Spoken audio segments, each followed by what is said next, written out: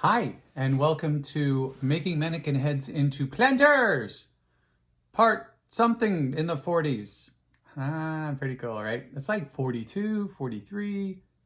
Crazy that there have been so many.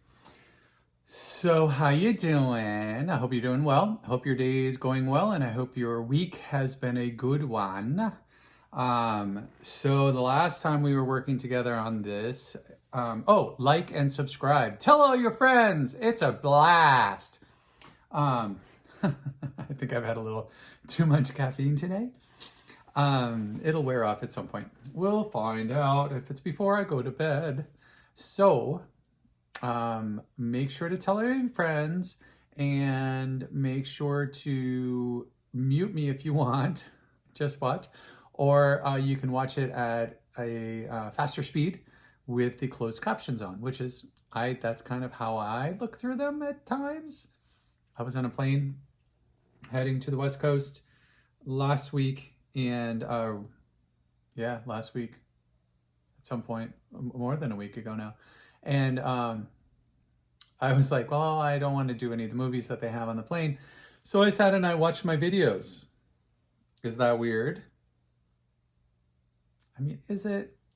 So I actually just got a kick out of it because I watched my videos to see what I liked and what I didn't like. I thought I would treat it as a learning experience. So if you ever performed and your teacher or your director made you watch yourself on stage, either singing or acting or anything like that, when you first see yourself or hear yourself, it is weird and very traumatizing and very revealing, because you don't really sound like, you don't hear yourself the way you sound in reality. It's just a natural thing inside the head, right? Because we're all resonant and the sound is going that way, our ears are pointing that way, and they scoop up a little bit of the sound. But so we go by feel and by sound. So it is one of those things. So you've probably experienced that where you're like, I don't sound like that, if you ever hear yourself on a recording anymore. So it used to be much more pronounced because there were really not very many opportunities to actually hear yourself on a recording. But now with social media and everything else being so prevalent and ubiquitous, you're welcome for that word. It's, you're going to hear yourself all the time potentially on recordings. Anyway, so it is always weird, but it was kind of fun to actually watch myself, because I wasn't watching myself as myself. I was kind of watching what I was doing, what worked. I was just being so producer-esque. It's kind of funny. I was sitting next to Larry. We're in first class. Fancy! And Lee was sitting in business class. I'm sorry, Lee. But that's what happens when you are not originally on the schedule to be going with us. And we got a major bonus that Lee went with us. But so we couldn't get him in on first class, so he went business class. But anyway, so we're sitting up there and I'm watching them, and he's looking at me like, what are you doing? What? And I was just like, I'll tell you later. So I was like giggling with myself, which is kind of ironic, while I'm watching myself on the screen. And I got a kick out of watching them, the videos. I hope you do too. So where we left off was that we retraced around here, then re-glued, or extended the gluing, I guess you could say, gluing experience around the head with the paint that is also around the head here, and a few spots that I want to clean up and go over again with the paint that I noticed I hadn't hit fully because my lighting was not as good as it could have been. So just to sort of reinforce the paint lines that I have, not stabilize, but solidify some places that are a little bit more opaque than I wanted them to be. And then what I'm going to do today is we're going to go over those parts that I have red with actually another red to sort of do highlights, and then another red that's a little darker to do some lowlights, just shading. So what I'm finding out right now with this is I'm going over the parts where I use the marker to draw, and then I'm just painting directly over that where I glued. So I used black marker to guide my hand while I was gluing. And you know what I'm finding right now? Guess what's showing through? Why did this not occur to me? You were probably yelling at me, going, oh God, don't do it that way. It's going to show through, Patrick. And I just didn't hear you because you weren't sitting here with me. But so we'll see. I'm going to just have to put the paint on a little bit heavier. Ooh, not get all messy like that up under. And I'm going to have to start bringing some glasses down. I keep forgetting to bring like reading glasses down. So then what we're going to do is take a look at the spikes. And like I mentioned, we're going to be painting the spikes. So I'm going to do a couple of things with painting the spikes. I'm going to do the bodies of the spikes in one color. This is what I've sort of figured out in my mind. We'll see if it actually works and if it's actually what I do. As you know, by now, if you've been watching any of these videos, I plan to do it one way. And then while I'm in the middle of it, I'm like, hey, let's try this instead. And it ends up actually working out pretty darn cool by going with the flow, letting the artistic muse guide my hand and my brain. So that's actually been serving me well so far. So I was enjoying this brush before. It's got the wedge tip, if you can see that. Yeah, kind of, sort of. There you go. Get in the light. Today I'm not really grooving it. I'm not loving this. I think it's the black underneath that is throwing me off, but I'm not loving that brush. So I'm gonna try a different one. Here we go. It's got a rounded tip. Maybe this is the one I was actually using. This may be the one I was actually using. I think I was using the wedge for the yellow. Come to think of it. Yeah, I think that's correct. Dry it off. Now let's try this puppy. Oh, this may go on a lot easier. Oh yeah. Oh my God, that's so much better. I was really struggling with that that wedge brush. But it was just not working for me. So if it's not working for you and you feel like you're working against your brush, then switch to a different brush, because you should be comfortable doing what you're working on. There we go. Gotta get a little further away from it. I like being up close to stuff like this, and I can't anymore. I know I keep bemoaning this fact that I can't frickin' see anymore, but it's incredibly annoying. If you haven't gotten to that point, God bless you. And if you aren't going to get to that point, you are just one lucky person. Not lucky, but fortunate. And because I get extremely annoyed not being able to see. Okay. And my line continues and goes up through here and off. Cool, love it, love it, love it, love it. I've got a big area down here. Let me turn it so you can see. So let's go more with this.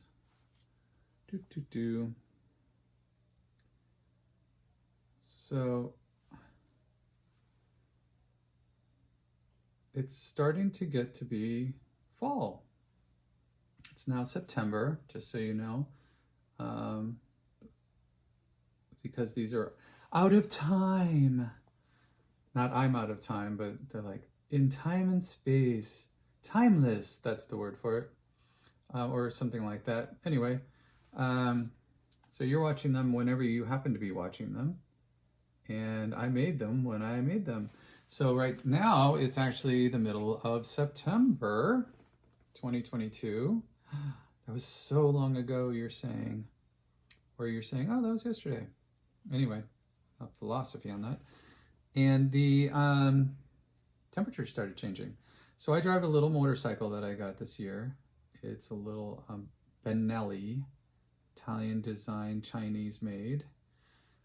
Fun little bike. It's fluorescent green in parts of it, green and black. I guess fluorescent maybe not be it. It's, you know, it's that high vis green. I guess it is fluorescent. And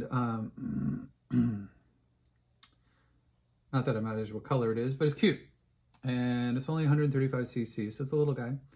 And it's just a little about town motorcycle. Bop around town, gets 100 miles per gallon, between 96 and 100 miles per gallon, compared to my truck, which gets between 12 and maybe, depending on how I'm driving, 20 highway and like 12 to 15 not highway.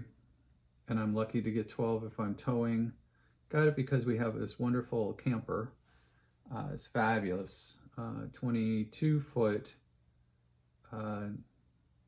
camper, like, you know, that you would go camping in, to campgrounds.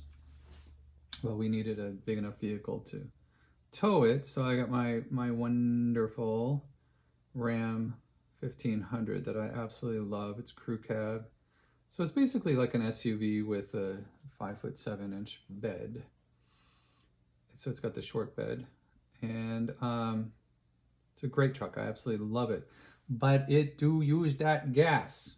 Boy, it does not, no matter what I do, it just does not get good gas mileage.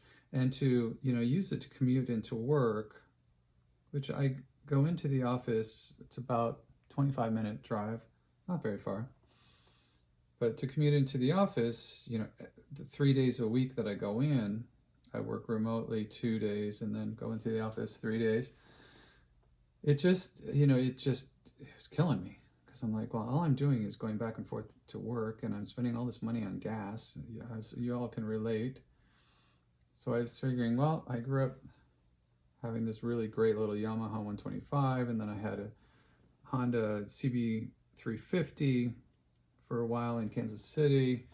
Love them, love them, love them. CB350 was just, you know, sort of it was a Euro cafe racer, little guy that I really enjoyed, that I did a bunch of work on and enjoyed riding to work on. Sold it for more than I bought it from the guy who originally owned it. Oddly enough, this is not the guy I bought it from. It's so strange, but that's how it worked out. And anyway, so I've always, you know, enjoyed motorcycles. I enjoyed riding and wanted something that I could commute with. So I got this little guy, found him, and went through a whole bunch of different models, looking at them. And, you know, I had a very tight budget, not, you know, didn't want to spend a lot of money. And I ended up spending a little bit more than I really had anticipated, but it was fine. I just delayed it a little bit and paid for it. And then went through the whole rigmarole of trying to get my driver's license. Then, which is not a big deal for motorcycle, you have to take a class, so you need to do the permit, but then you have to sign up for the class to get it. In Connecticut, you have to do this thing where you go to a class that's 3 days, 2.5 days of class for motorcycle instruction to get the endorsement on your motorcycle, on your driver's license, in order that allows you to drive a motorcycle, ride a motorcycle on the streets. Well, that's all fine and good. And that took 4 trips to the DMV. I finally ended up going to a different DMV and had a pleasant experience the last time I did it, because the people were just ridiculous to work with. They wouldn't work with you. They would just, like, they were very like resentful that you were even there. It's just weird in my book. It's like, all you do is customer service. That's literally like your only job title, and yet all you are is attitude. And I'm like, this is, you know, your whole job is literally like customer public service. So how do you have a job where as soon as we walk through the door, we're just regretting having to be there and resenting having to deal with you because you're such an unhappy, gross person? And not all the people were like that, obviously, but the system that's in play, oddly enough, is just so clunky that I think it puts them in a bad mood to have to deal with it. Well, then, of course, you get all types of people, which is, that's kind of, how that kind of a job works. But it's just weird experiences. I went to Wethersfield, and that was a terrible experience each time. That was a complete mess between the systems not working there. I mean, they're like the biggest one, right? And their computer systems don't work. It's like, then the manager was reticent to come out and do anything about it because she had to get up from her desk, God forbid. Blah, blah, blah. All of that. Whiny, bitch and moan. Doesn't affect anything, but makes me feel better. So anyway, so that whole experience happened. But, so this motorcycle has been great. It's been super fun to drive. Oh my God, it's so much fun to ride. All right, that's looking pretty good. I think I'm done with that layer of the painting. Very cool. So while that settles and dries, I'm going to put just a little bit more here. I am going to move to painting. So let's talk again, because I was watching and it looked like I was jamming my brush. When you take paint off of, or get paint off of your brush, don't jam straight down in. Right? We talked about this before, but just another time. Because it looks like that's kind of what I'm doing. I'm not. I'm laying it down and pulling. Lay down, pull, lay down, pull. I'm just doing it very quickly. So you don't really see the action that I'm doing. Because what I'm trying to do is I'm trying to get a lot of the paint off of the base of the bristles. Because if it gets built up around the bottom of the bristles, the base of the bristles, where it attaches into the handle in that metal, it will spread your bristles and gets goopy in there, and it makes it so that the brush just has a bad feel to it, and you don't get the good long life of the brush. So we want to do that. Make sure we clean those brushes out. Do them right away if you can. So you'll see this one. What is this? Ta-da! Yeah, it's a diet something soda bottle that I cut to reuse, recycle, baby. And then this is just a cup that I got for, it looks like I had a coffee in it maybe, and just cut it off and use it for that. Nothing fancy. Now what's around the base of it? Tape. I like using tape around the bottom, especially like bottles like this, because it really keeps you from easily knocking them over. You have to kind of work hard to knock it over then. Trust me. I don't have to work hard to knock stuff over, but you don't want to have to deal with that. It's a pain in the butt. So now I'm going to choose color. Should I do metallic? What should I do? What should I do? I'm not going with reds on this because I've got red on here. I've got all of these reds. I've got yellow, which is the base color, as you can see, sort of the blush of yellow. And then when I'm going over this, I'll do a lot more different highlights, but I don't want to bring too many colors in. So I've got red and I've got yellow. I've got the bronze, which is a brown. So let's maybe go with a spiky, like a tan on the spikes. And we'll go with like a reddish, or just a tan. Let's just go with tan. So what is this? This is brown sugar. There's some in here. I can feel it. Oh, nice coffee bean. Yeah, it's a nice dark brown. So let's do this. See what else I got. There's a green, another green. Apparently I like green. This is that's the bronze. This is, oh, another brown sugar. Very good. So I think this one's fundamentally empty. Wait, stick it on that. Oh, that's not that bad. It's kind of a, well, it's incredibly enough. Really exactly the color brown sugar. How bizarre is that? Well done, paint people. Well named. Very accurate. Brown sugar. I love it. All right. Let's see how I can get this sucker off. So here we go. I'm going to spend 10 minutes, a little bit less, getting this going.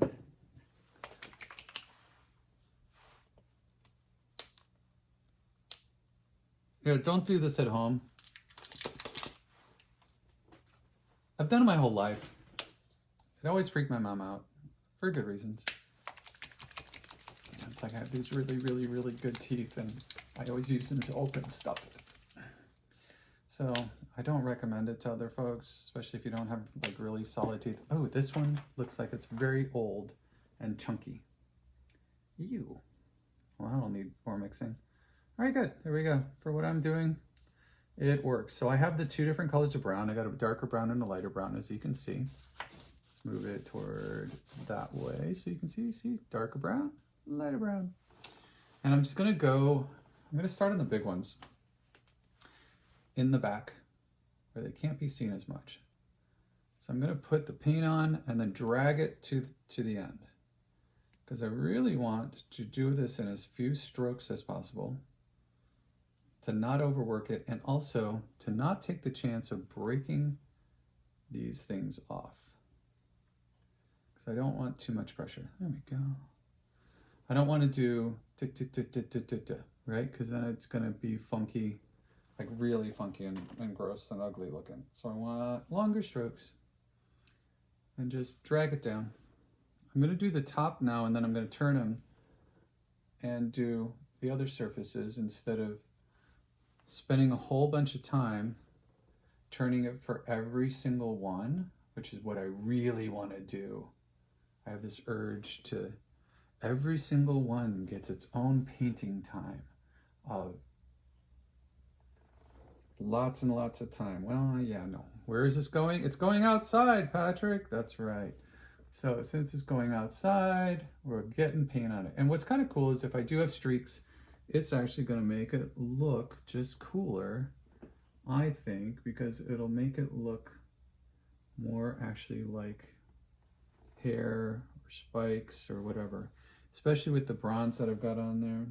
So just loading the brush, pulling it down. Load the brush, pull it down. So this is working, learning as I go, get all the way down to the base. So I'm putting the bristles down to the base where the skull is, or where the surface, the scalp is, and then just pulling it. That's all I'm doing. I don't need to get exact around the base because it doesn't really matter. And there we go. This is probably going to take a significant amount of paint, but not a lot of time to do them all. So I'm going to continue with another episode, continue doing this. And there we go.